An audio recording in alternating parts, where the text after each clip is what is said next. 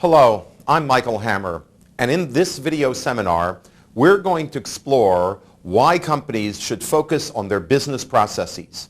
We're going to examine the many different kinds of benefits and payoffs that enterprises can achieve by concentrating on their processes. This is a question that I've been concerned with for about 15 years, and executives in every company ask this question. Why should we undertake an effort to concentrate and address our business processes? What I'd like to do is share with you some of what I've learned over the last decade and a half and include some of the results of some recent research on exactly this topic. Before we get into the main content, however, I'd like to make sure we all have a common understanding of what we mean by both process and focus on process. There's a lot of misunderstanding about this. Just recently, for example, I met with a couple of companies and I got some very peculiar questions. One executive asked me, isn't there a danger that if we focus on our processes, we're going to ignore our customers? And another executive asked me, if we focus on processes, might we not lose our focus on results? I think these reflect common misperceptions of what business process is all about. It's not about bureaucracy and it's not about procedure. The simple idea of process is that it is end-to-end work, holistic work rather than piecemeal work. The technical definition of process is the following: an organized group of related activities that work together to create a result of value. And the key words here are organized and together. Everybody has groups of activities. The trouble is that in most organizations, they're not organized and they're not working together. Business processes are to be found in every enterprise. They include things like order fulfillment, product development, post-sales support, demand creation, order acquisition. These are the central activities that a company performs, but we're looking at them not in piecemeal terms, but in holistic end-to-end terms. That's the key concept of process. And what we mean by process focus is paying attention to processes. In traditional organizations, no one thinks about processes. They're fragmented and invisible. No one cares about them. No one manages them. No one really tries to make them perform. In an enterprise that is focused on its processes, we put people in charge of processes. We call them, by the way, process owners. We make sure that we have good end-to-end designs for processes. We measure them. We manage them. We make people understand them. We align everybody in the organization around processes through awards and training and education so that people understand the processes and they're incented on making sure that they perform well. And we link processes to overall enterprise objectives, and we continually improve those processes so that we can achieve ever higher levels of business performance. Those are the basic concepts: process and process focus. As I hope you see, process and process focus are fundamentally very simple ideas. However, taking a traditional organization and getting it to focus on its business processes is a massive and difficult transition, because everything about a traditional organization ignores processes. Everything in a traditional organization is narrowly and functionally focused. Jobs, metrics, rewards, careers, structures are all focused on narrow departments rather than end-to-end processes. So this is a major undertaking, and there better be a lot in it if we're going to bother with it. Now, I'm not the only one who thinks that process focus is extremely important. Recently, for instance, Professor Charles Fine, who's the Chrysler Professor of Management at the MIT Sloan School, outlined the 5 key developments in operations management in the 20th century. The first is the moving production line and the standardization of work, as pioneered by Henry Ford and Frederick Taylor in the 1910s and 20s. The second is the statistical control of quality, the work of Schuhart and Deming in the 1930s and 40s, which led to what we think of as TQM, Total Quality Management. The third is lean production, as pioneered by Toyota in the 1960s and 70s. The fourth is Goldratt's theory of constraints, and the fifth is process focus. Now, this is pretty good company for us to be in. So let's try to understand in more detail what the powers of process are and how these powers can translate into profit for enterprises. The first, most fundamental payoff of a process focus is that by attending to our processes, we are able to redesign them on an end-to-end basis and thereby achieve dramatic improvements in their performance. Without a focus on process, we can only improve performance by addressing individual tasks. The trouble is that in contemporary organizations, the real source of performance difficulties lie not in how individual tasks are or are not performed, but rather how they fit together, how they work or do not work together to achieve the end result. The trouble is that fragmented work, which is what we have in enterprises that ignore their processes, is inevitably burdened with enormous amounts of non-value-adding overhead. And non-value-adding overhead introduces delay and errors and inflexibility and all the other problems that customers will no longer put up with. On the other hand, by thinking about processes on an end-to-end basis, we can rearrange the tasks. We can create new designs of the overall process and achieve huge improvements in performance. Let me give you an example. An electric power utility in the United Kingdom was looking at how it did what it called new connections. This is a basic part of their business when they want to hook up electrical service to an area that didn't have it before. This typically occurs when a builder is constructing a development in an area. Now, here's how it used to be done. The builder would call up and give the specifications of where and how much and when, etc., to someone in customer service, who would take the information and pass it on to the planning department. The planning department would develop a design of how we're going to get electric power from the generators and the local transmission stations to this particular local facility. Then, after that overall plan and design was developed, it would go to the right-of-way department. The right-of-way department would negotiate right-of-way with local landowners to bring cables and the like across their property to the site we're trying to go to. After that was done, it would go to a construction group who would schedule and plan and manage the actual installation of the cables and so on. And finally, at the end, when power was brought to the area, a fourth department, metering, would get involved, who would send out people to hook up meters to the individual houses. Henry Ford and Frederick Taylor would have loved this. This is a perfect model of early 20th century industrial design. Every individual has one narrow job, and we have departments that consist of people doing the same narrow job. From that point of view, it's really lovely. But from an overall performance point of view, it was dreadful.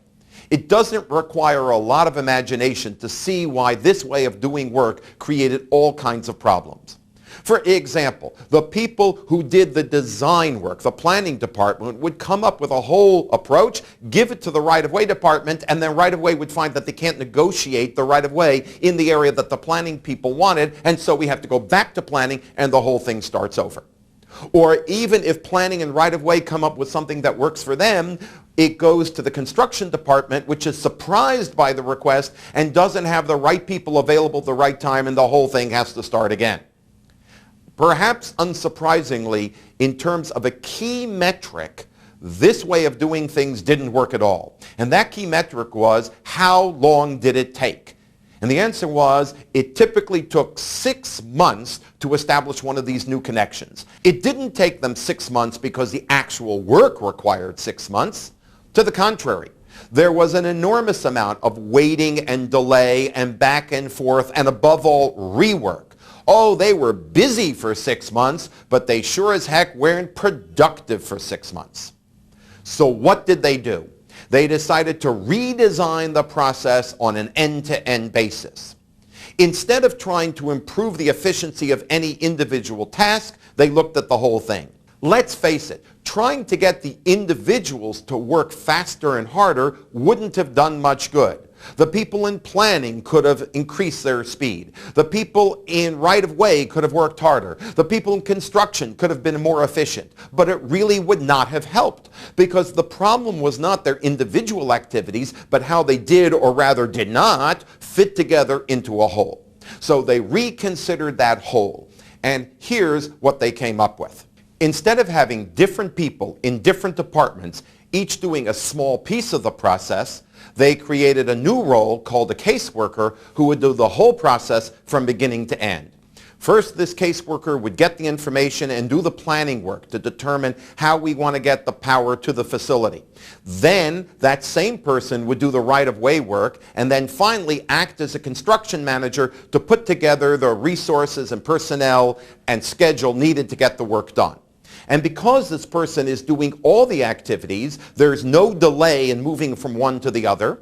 And moreover, the person fully understands all the other activities when he or she is doing any of the others. Therefore, I don't do planning in a way that's innocent of the needs of construction and right-of-way. And when it comes time to do construction planning, I'm not surprised.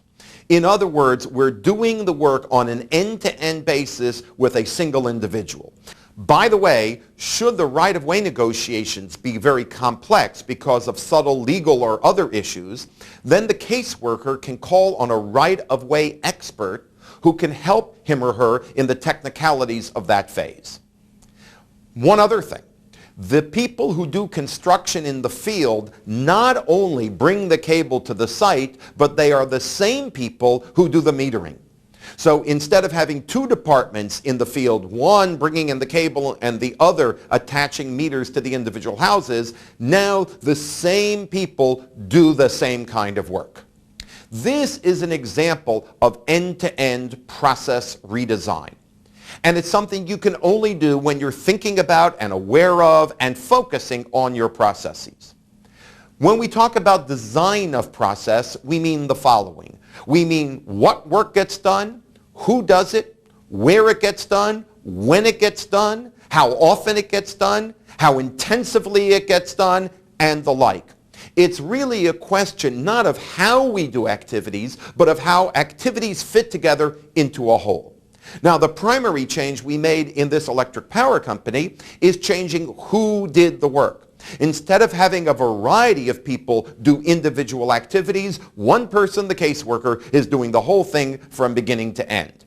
And the payoffs were dramatic. I hope you recall that in the old days, it took them 6 months to establish a new connection. Let's call that 180 days. With this new process, they do it in 20 days. That's almost a 90% reduction in cycle time, and that's a pretty remarkable improvement. And they did not achieve that by beating people with whips of fire to get them to move more quickly. They achieved it because the new process design eliminates non-value-adding work and overhead. There used to be so much waiting and delays and misunderstanding and rework that's no longer required because of the new process design. Now, many organizations would think, well, if we're going to make it so much faster, we're going to have to throw a lot more people at it. On the contrary, in the old days, they had 900 people working in this area of new connections. With the new process, it only requires 300. That's a 2/3 reduction in the headcount required to get the work done. Now, I'm not telling you that they let go 600 people, because process redesign is not about downsizing. It's about doing the work more efficiently so you can take people and deploy them onto more important, higher value-adding activities. But in terms of the work itself, it used to take 900 people 6 months on the average, and now it takes 300 people 20 days. That's a pretty darn good improvement. And that is, in fact, representative of the kinds of improvements you get by focusing on processes. Over the years, I take for granted 70, 80, 90% improvements in cycle time by looking at process on an end-to-end basis. Major cost reductions of 50% or more, as well as dramatic increases in customer satisfaction. And perhaps one of the most interesting payoffs of process focus and process redesign is that you don't have to settle for improvements in just one area. For example, at this electric power company, it got done faster and it got done at lower cost simultaneously. You don't have to rob Peter to pay Paul. You don't have to hurt your performance in one area in order to improve it in another. Because what you're doing is rooting out the real source of all these problems, which is fragmentation of work and non-value adding overhead. For example, a consumer packaged goods company rethought the process by means of which it got product into its distribution centers from its manufacturing facilities. It reduced the amount of inventory required by 25% while simultaneously increasing fill rate, that is, the percentage of orders that could be filled right away. Now, traditionally, inventory levels and fill rates are seen in opposition. If I lower inventory, then fill rates will go down. And if I want fill rates to go up, I have to be burdened with more inventory. Not here. By addressing the end-to-end process and making it work better, they had lower inventory and improved fill rates. At a manufacturer of industrial gases, for instance, they were able to improve the productivity of their trucks in the field while reducing the number of stockouts at customer locations. Once again, you would think that these are in conflict. If I'm going to be more efficient with my trucks, then customers will have to wait longer. Not at all. Not if you think about the process on an end-to-end basis. At a major high technology company, they hit the trifecta in product development. They redesigned the product development process on an end-to-end basis, and they got payoffs in 3 different areas. First of all, a 75% reduction in cycle time. That is, ideas went from the concept phase to being released into the marketplace in 1/4 of the time it used to take. Moreover, development expenses went down over 45%. That is, the cost of developing new products was lower. And not only that, but the products that came out were better. They had over a 25% improvement in customer satisfaction with their new products. There's an old joke that dry cleaners will say the following: customers come in and they tell me they want it fast and good and cheap. I tell them, pick any two. We don't have to live with that anymore. We can have fast and good and cheap because we can address the common root cause of all 3 problems. The reason that we're slow, the reason we have low quality, and the reason we have high cost is because we have poorly designed processes. And when we start from scratch, look at our processes, redesign them, decide how the pieces really should fit together, we can improve in multiple dimensions at the same time. That's the kind of payoffs we get from redesigning processes on an end-to-end basis.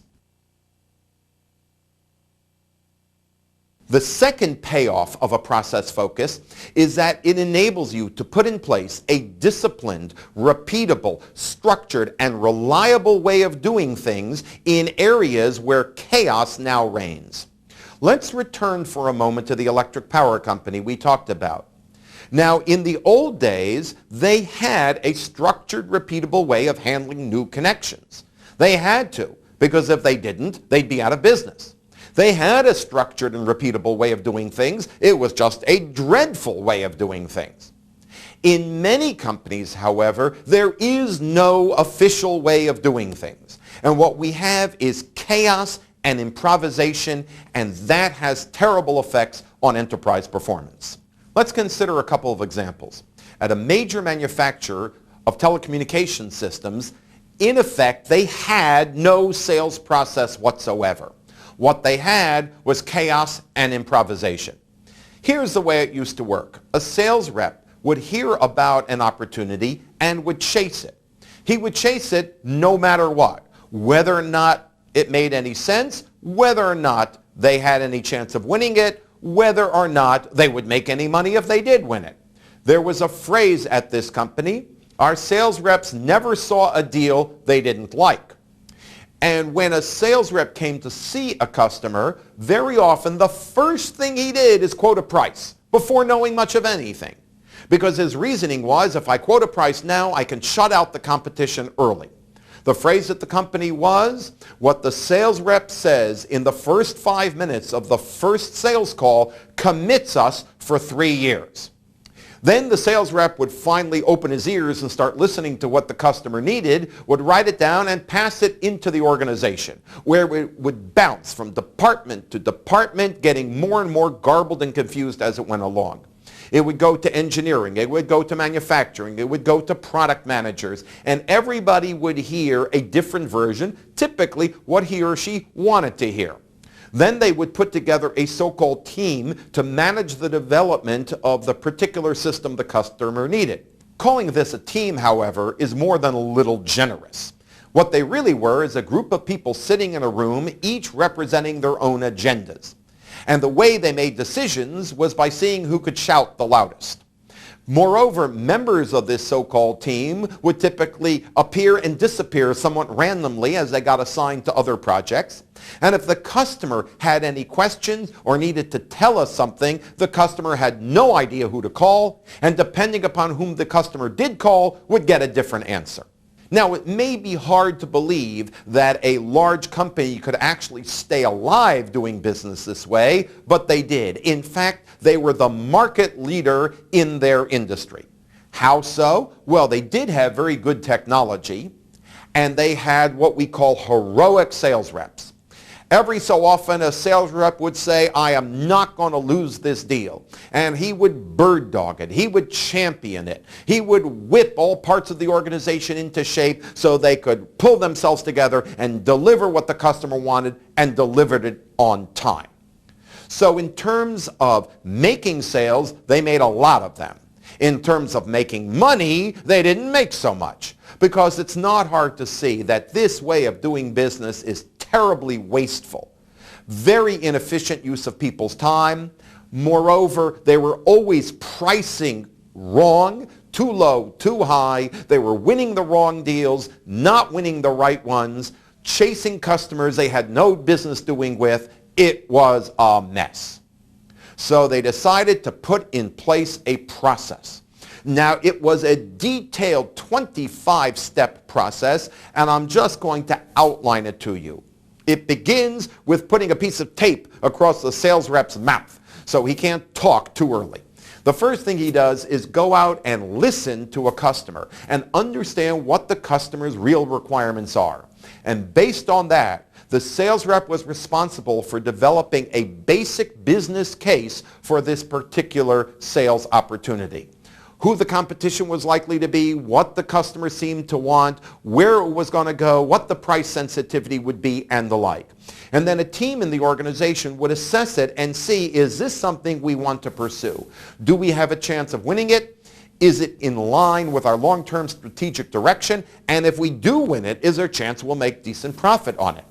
If the answer to these questions is no, then they bag it. They drop it and they don't proceed any further. If it turns out the answer is yes, then they do a more detailed analysis of customer requirements, a more detailed competitive analysis, and then they rethink whether or not this is something we should proceed with. Once they decided they wanted to pursue this opportunity, then they would put together a cross-functional team that would be responsible for designing and developing the solution to the customer's problem. This team would be drawn from manufacturing and finance and engineering and the product groups. And they would truly be a team because they would not be representing their disparate constituencies, but they would have a common objective of developing a solution to meet the customer's needs as quickly as possible and at lowest total possible cost. By bringing them together in this way, they had a common focus. Moreover, they all understood the big picture, so they were all capable of answering customer questions, and they were there for the duration until the time the deal was won or lost. And then, and only then, would they take the tape off the sales rep's mouth. That is, now that we have a development of a solution, we know what it really costs, so now the sales rep can go back to the customer with a proposal and a bid and say, here's what we're going to do and here's what it will cost. And if the sales rep is able to win the bid before we go any further, we write down a formal contract with the customer specifying what is and is not going to be included so that 3 years later the customer doesn't come back and ask for something that he assumed was included except we hadn't costed for it. Now, if you listen to this process, you may say, this is obvious. This is sales 101. Anybody would think of doing things this way. They don't deserve any credit or any points for this obvious way of doing things. To which I say, absolutely. There's nothing clever about this process. However, any process is better than no process. In the past, there was chaos, improvisation, misunderstanding, and confusion. Now there is a reliable and repeatable way of doing things every time. You see, in the old days, sometimes we would do a competitive analysis and sometimes we would forget. Sometimes we would cost before we quote and sometimes we would cost after we quote. Now, the same steps are done consistently, reliably, and predictably. What were the payoffs? Well, they did not have a major increase in market share. They had a minor increase in market share, but the way I describe it is that market share went down and up simultaneously. That is, they lost bids they shouldn't have been winning, and they started winning bids that they should have. So market share went up a trifle. What really went up is profitability. In effect, profitability went up 500%, 5 times. It quintupled. My estimate is that their profitability was in the mid-single digits, 4 to 5%, and now it's in the 20 to 25% range. Why? Because they're pricing correctly, and they're not running around like a bunch of clowns in a circle, throwing things at each other and wasting a lot of time and money. They're focused, they're disciplined, they're structured, and repeatable. This kind of value of instituting process to drive out chaos is something that is useful in many creative areas of a business, such as sales, such as marketing, such as product development. For instance, let me give you an example of product development at a chemical company. In the old days, they had no product development process. What they had was product development chaos. Somebody would come up with an idea. For example, marketing would think of a product concept, would take it to engineering or research, and they would shoot it down. Research would come up with a new technology, and marketing would tell them there was no application for it. Engineering would have a notion, the other guys would shoot them down. If by some chance the 3 of them agreed on something, they would take it to development, who would say, it's going to take forever to build a plant to make this stuff. So they'd start all over. And if they got it by development the next time around, it would come to finance, who would say, this costs too much. And then the whole merry thing starts again. By the way, this is why we often call it a product development cycle, because we go around it so often. If by some chance they eventually came up with something that made its way past the scrutiny of finance, they'd bring it to the sales force, who says, nobody wants to buy this damn thing in the first place. Endless repetition, endless wasted effort, and if they did eventually come up with an idea, it was often too late. It would typically take 3 years for an idea to go from conception into the marketplace. And most of those 3 years, again, was chasing themselves around in a circle.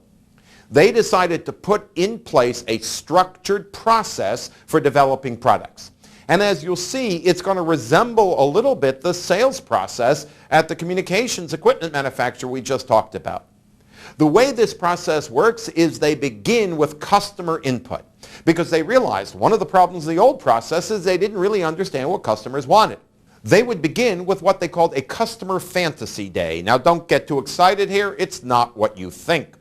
Rather, they would bring together a group of customers who would talk not about their dissatisfaction with current products, but rather about the kinds of problems they were having and what kinds of solutions and products would make their lives better.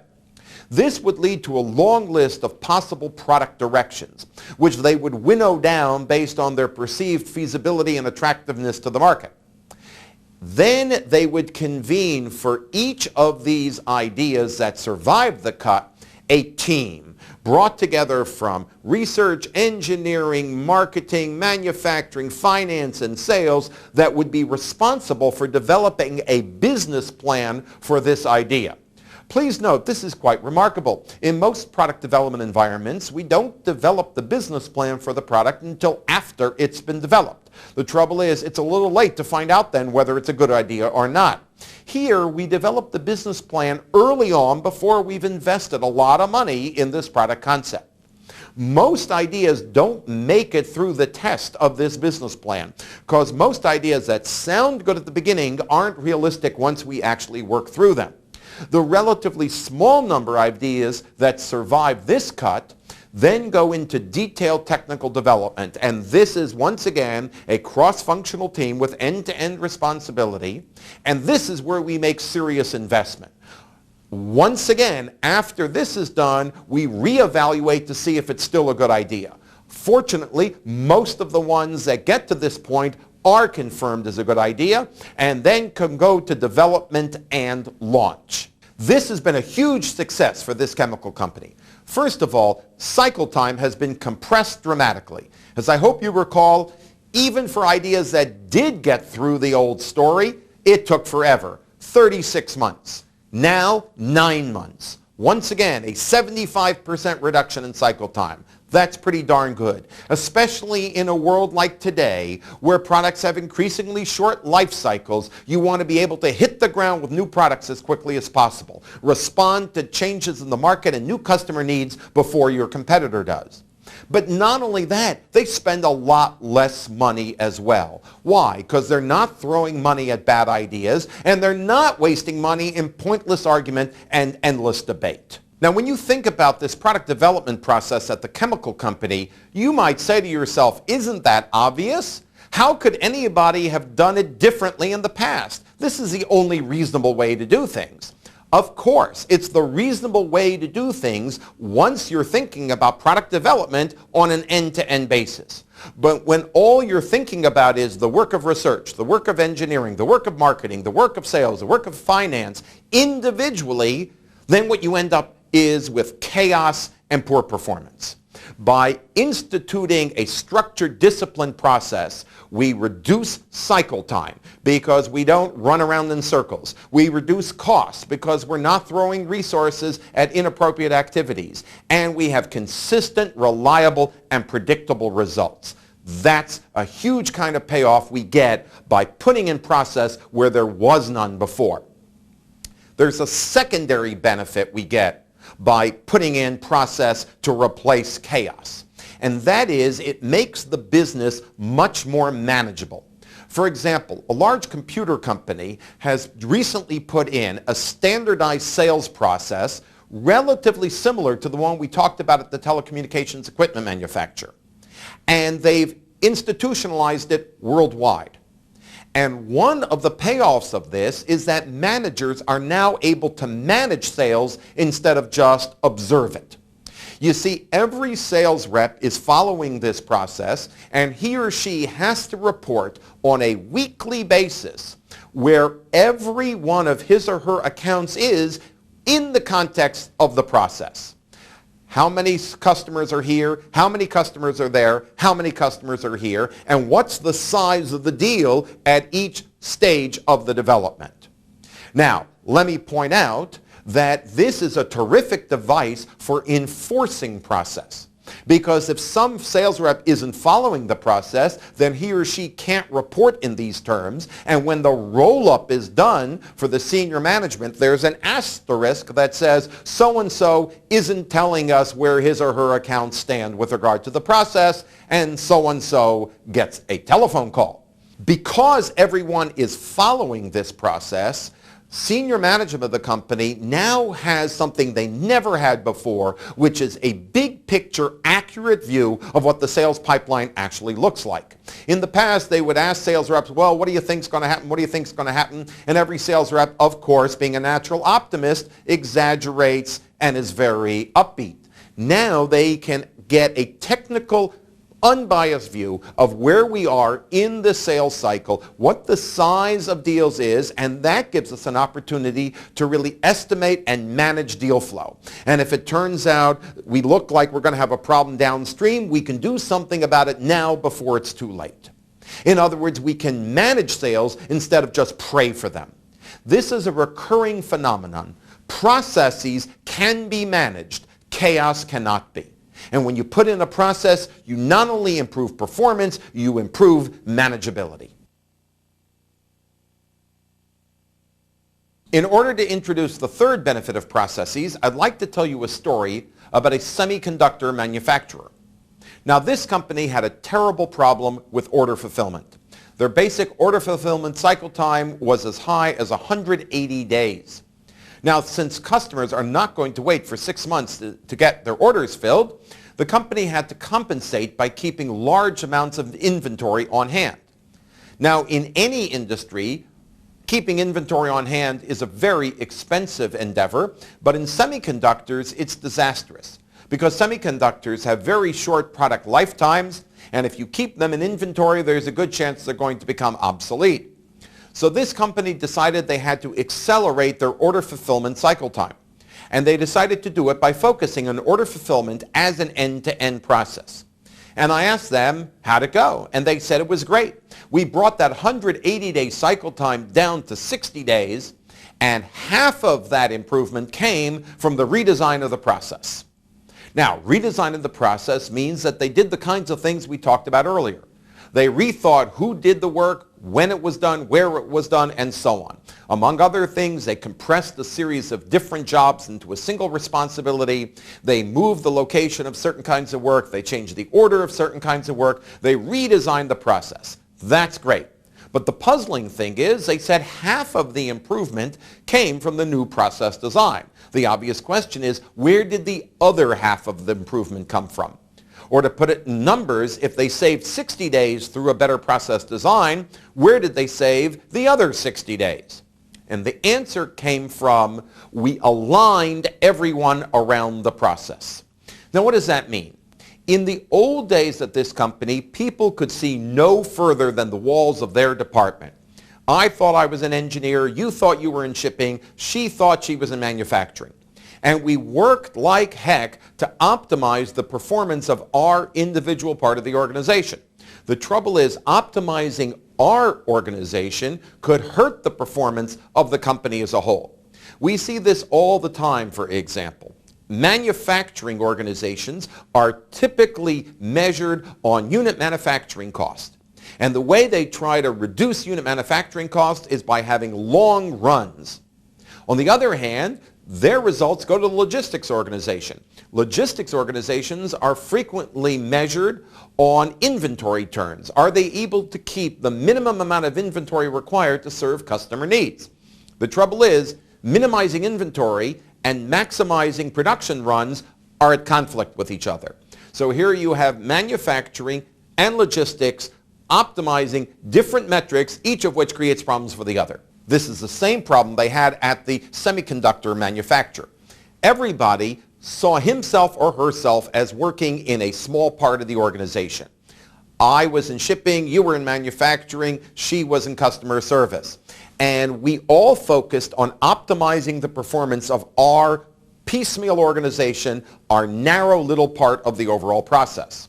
What that led to was at the best sub-optimization, and all too often led to outright conflict. And conflict is a terrible way for organizations to spend their time and money. Moreover, each person involved in the process had no big picture, had no larger understanding of the overall process, its goals, its outcomes, and how his or her work affected the work of others. And therefore, inadvertently, simply by pursuing my own objectives, I could create problems for others, or at the very least, do them no good. What the semiconductor manufacturer did is focus everyone around the end-to-end process. They explained to everyone what the larger process was, what its goals were, and how everybody's work fit into a larger context. Moreover, and very importantly, they put in place process metrics. In the old days, there were no measures of overall process. You were measured on one thing, I was measured on another. Now they focused on end-to-end order fulfillment cycle time. Everybody was taught that this is a key metric. Everybody was informed on how we're doing with regard to this metric. And the managers in the organization were incented on how well we performed against this metric. Instead of everybody pursuing incompatible goals, we're all focused on a common set of objectives. I often describe this as putting an electric current into a school of fish. Everybody points the same way. When you have this kind of alignment around process and a common set of metrics, what in fact you have is teamwork. Teamwork is a hugely overused term. What is a team, after all? Is it a group of people who like each other, who know each other, who wear the same attractive spandex uniform? Not at all. A team is a group of people with a common objective. And if you and I and she recognize that we're all part of the same process, then we have the same goal, and that makes us into a team. So process awareness and process metrics are powerful tools for introducing alignment and teamwork into an organization. When you have teamwork and alignment in an organization, performance goes through the roof.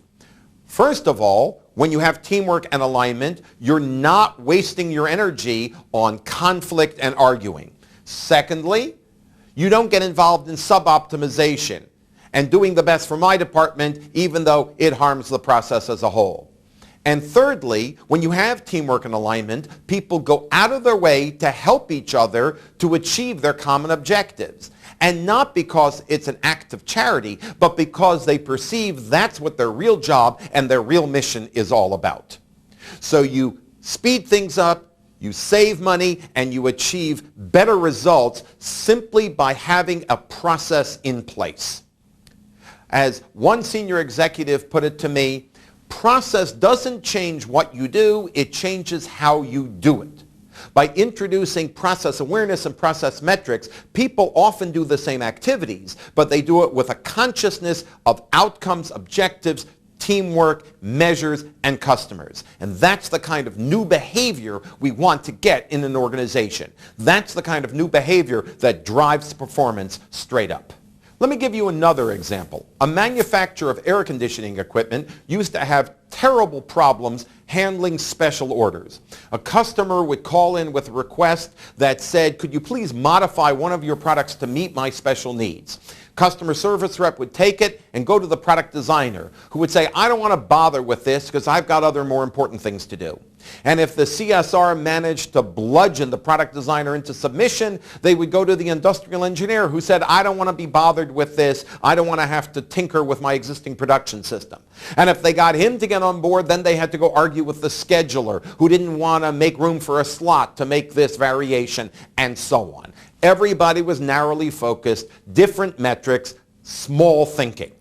Now they all recognize they're part of an order management process, and they all have common responsibility for shared outcomes. They are mutually responsible for meeting customer needs, for coming up with a date when we're going to meet those needs, for developing the bill of materials, for designing the production system, and in fact for specifying the exact product we're going to deliver to the customer.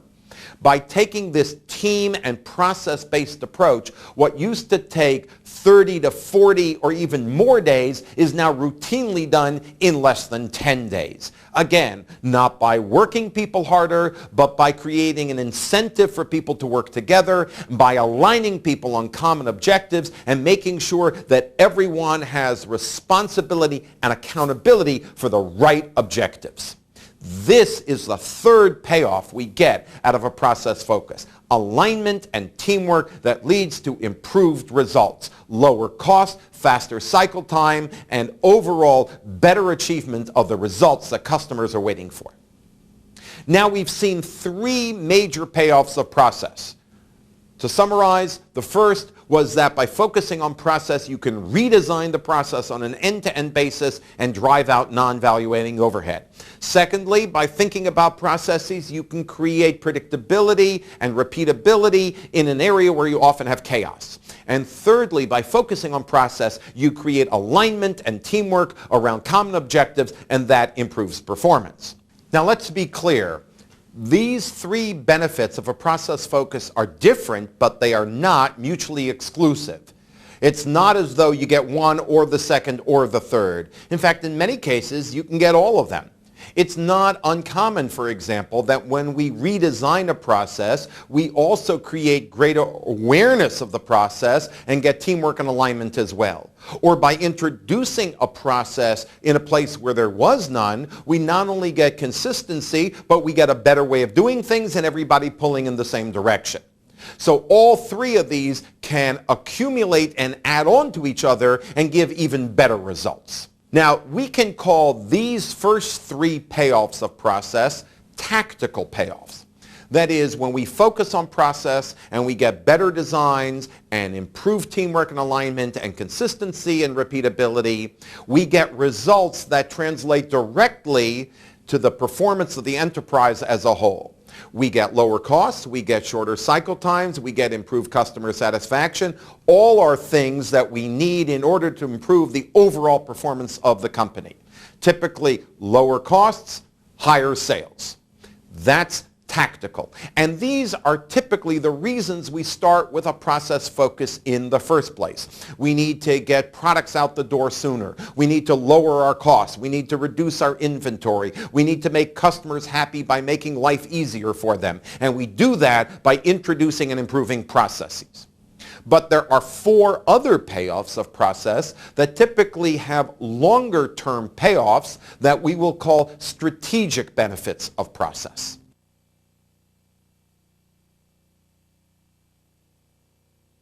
The fourth payoff of process, or the first of the strategic payoffs of process, is improved employee satisfaction. Now, this comes as a surprise to some people.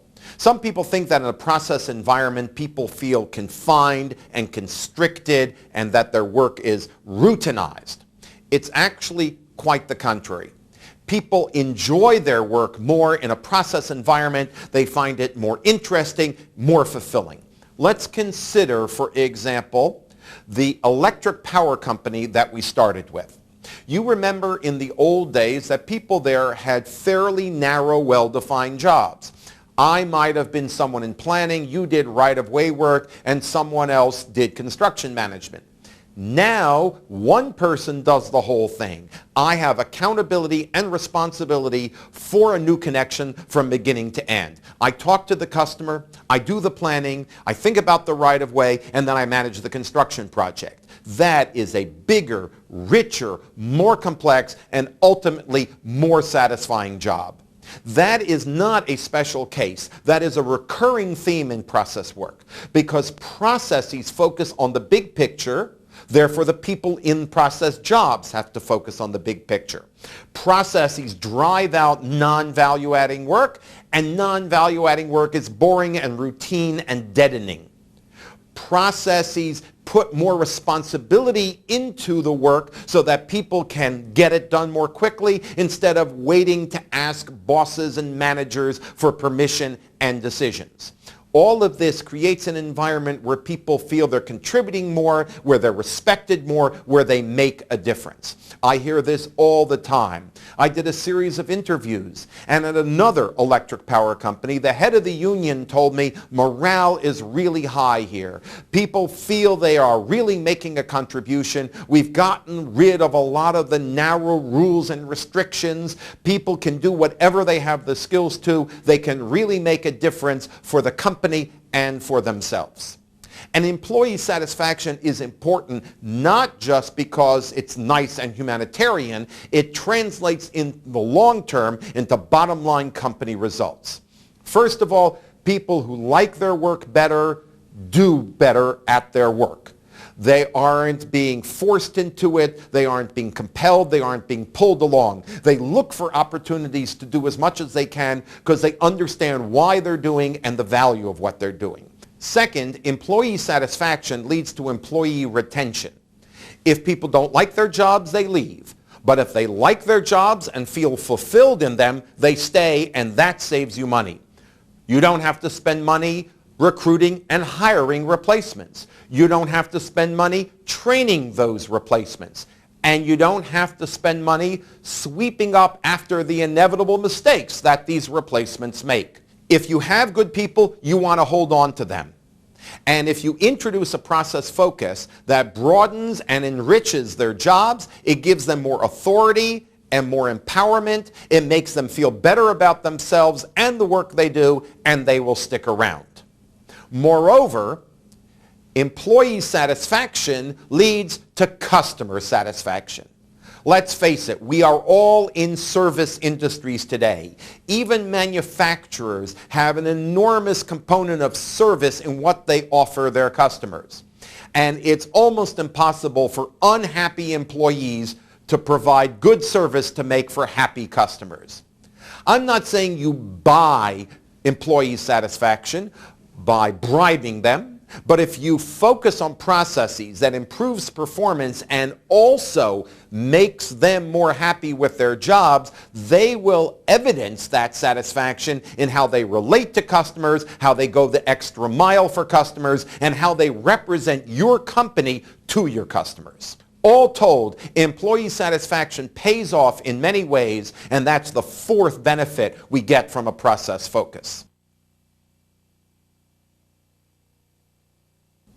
The fifth payoff of a process focus was expressed very well to me once by a CEO.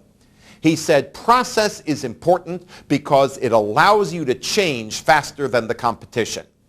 Now, I could give you a long speech how today we are living in a world of unprecedented change, but I think you know that and you don't need to hear it again. Everybody talks about change, but it's very hard to do anything about it. In a traditional organization, when external environmental changes occur, we often don't do anything. First of all, we don't notice that anything has changed. And secondly, even if we notice, it's not clear how we should proceed.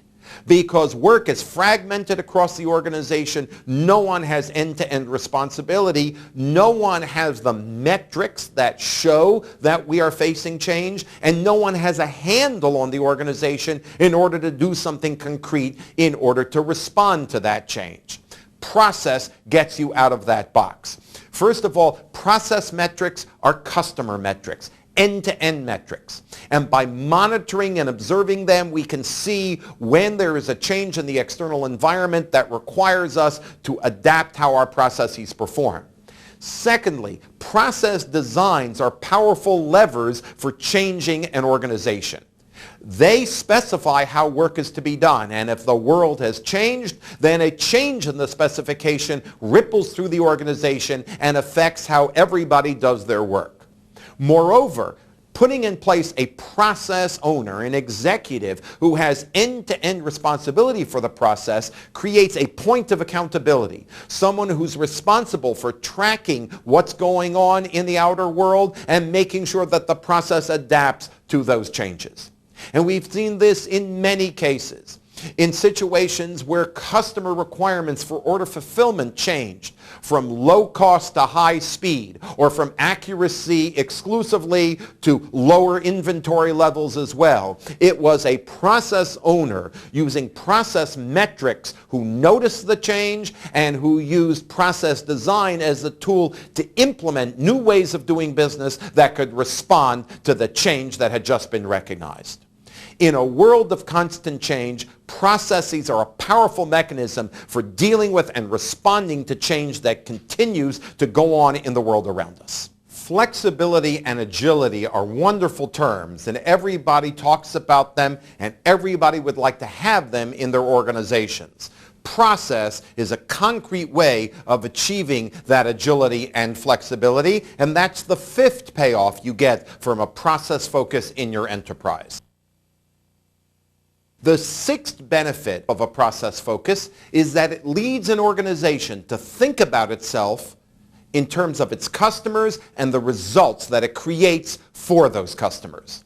You may remember that at the outset, I mentioned executives from two companies who were concerned about process because it might distract them from customers or a focus on results. Actually, they had it exactly backwards. There are three ideas that go together, three words that you have to buy as a package: customers, results, and processes. What do customers care about? Do they care about your organizational structure? Do they care about your long-term strategy or your balance sheet? What customers care about is the results you deliver to them. And where do results come from? They don't come from the acts of individuals. They don't come from heroics. They don't come by accident or luck. They come from the performance of end-to-end business processes. Processes create results. Results satisfy customers.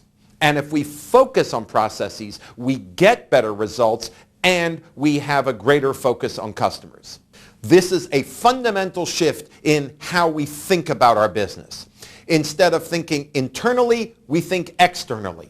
Instead of thinking about ourselves and our work, we think about our customers and our outcomes. Instead of thinking narrowly and piecemeal, we think big picture and holistically. The president of a manufacturing organization put it to me as follows. He said, process is a revolution in thought that leads to changes in business. And I find that very profound. When we take a process approach, we begin by thinking about who our customers are and what results we create for them. We proceed from there to identify the end-to-end processes that create those results. And from there, we begin to focus on individual pieces of work and how they fit together.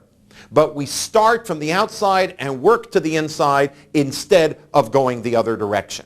And that's what it really means to have a customer-driven approach to your business. It's not about putting photographs of your customers everywhere. It is looking at your business the way your customers look at it, from the outside in, and that means a process approach. At the manufacturing company whose executive I just quoted, they took this approach.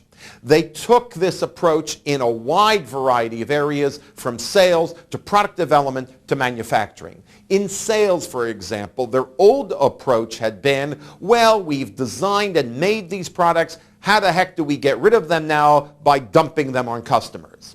Now they say our real mission is to help customers meet their business needs. Let's start by understanding what our customers need, what solutions we can provide to our customers' business problems, and then see how the products and services we currently have support those customer-oriented business solutions. It's starting with the customers rather than starting with yourself.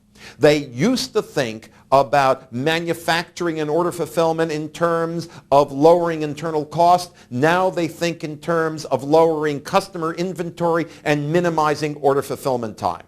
They used to think about product development in terms of developing new technology. Now it's developing new customer solutions. They used to think about customer service in terms of solving customer problems. Now it's about anticipating customer needs and avoiding those problems from ever occurring.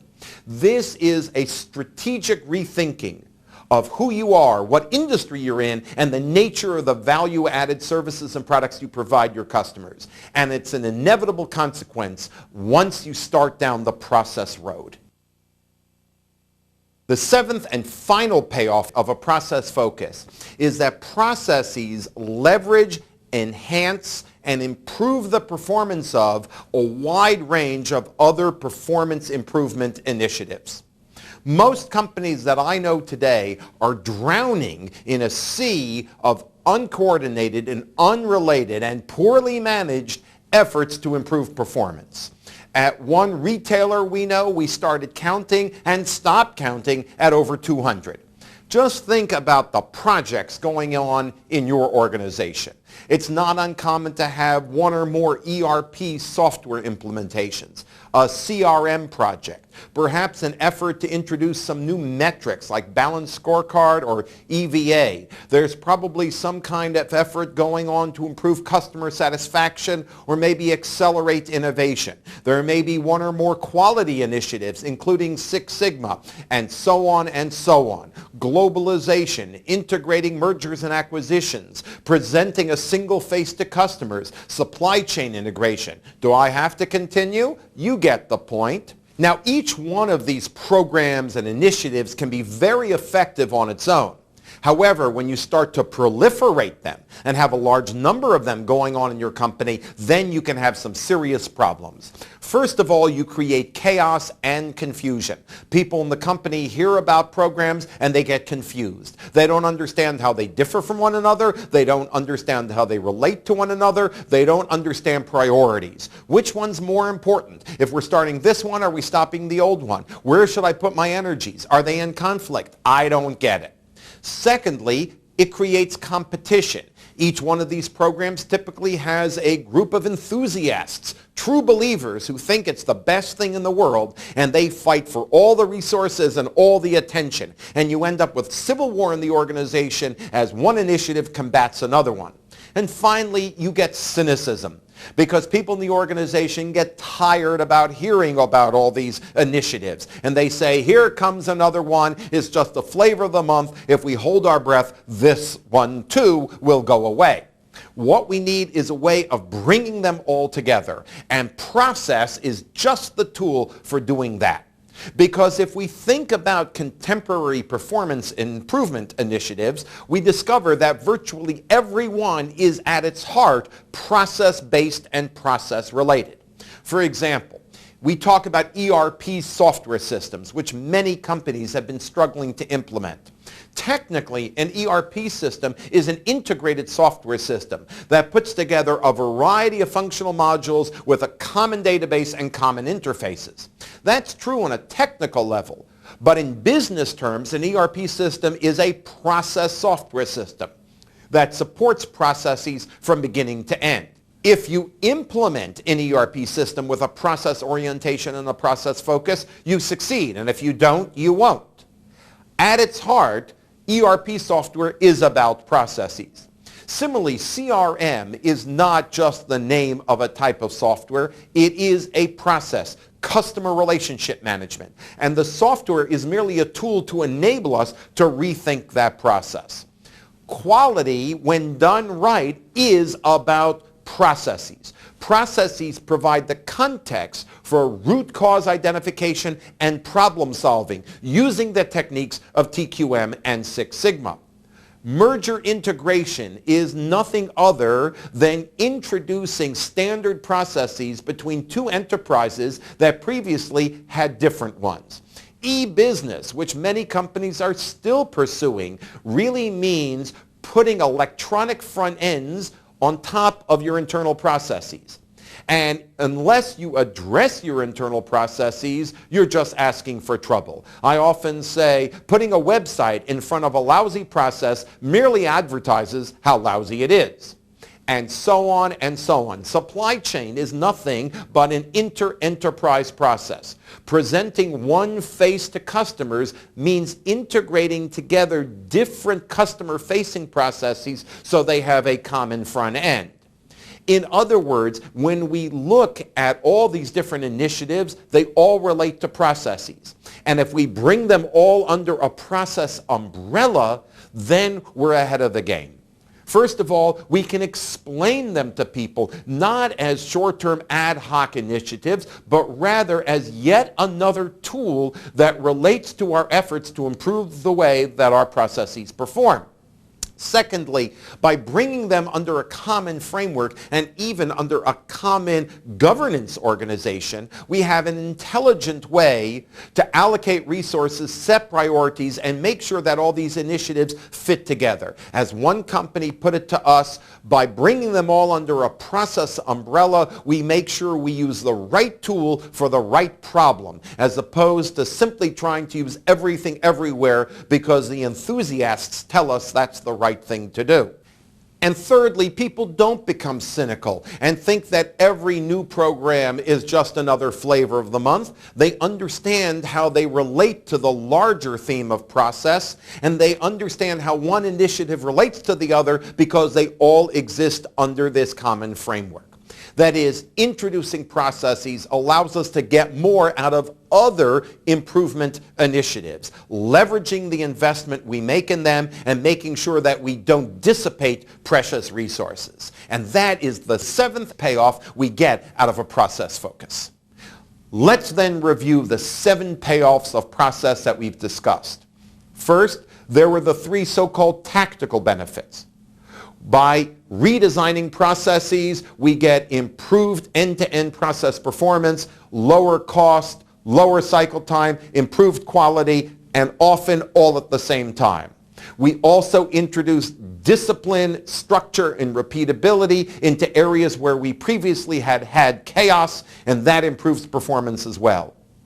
And finally, by introducing process, we get alignment and teamwork, and that reduces conflict and suboptimization. All of these have immediate and dramatic effects on the operational performance of the organization, which in turn translates into bottom line improvements. And then we had the four strategic payoffs of process. First, improving employee satisfaction, which paid off in a variety of ways. Next, improving your ability to change, increasing organizational flexibility and agility. Third, refocusing your organization externally on customers, on real value added, and forcing you to rethink where you fit in the universe that's dominated by your customers. And finally, using process as a platform and an umbrella, as an integrating mechanism for a wide variety of improvement mechanisms already underway in your organization, and thereby reducing confusion, cynicism, and internal competition. Some companies focus on just one or two or three of these benefits, when in fact all of them are ready and waiting for you to take advantage of them.